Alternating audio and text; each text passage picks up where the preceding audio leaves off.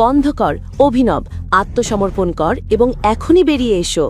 ঠিক যখন অনন্যা এটা বলল, রিংয়ের বাইরে রাখা অভিনবের ফোন বেজে উঠল।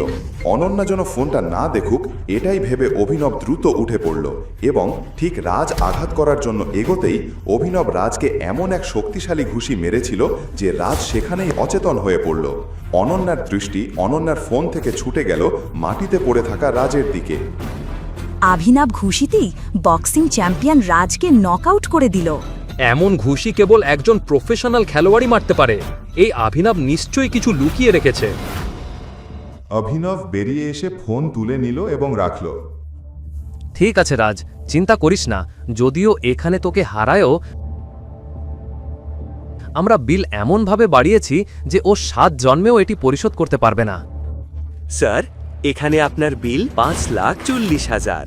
কিছু না, আমাদের অভিনব স্যার এখানে আছে, উনি সবার বিল দেবেন। কিন্তু ওয়েটার অভিনবকে দেখে বিভ্রান্ত হয়ে গেল। তিনি ওর পোশাক দেখে ঠিকই বিচার করে ফেলেছিলেন। স্যার, অনুগ্রহ করে রিসেপশনে আসুন।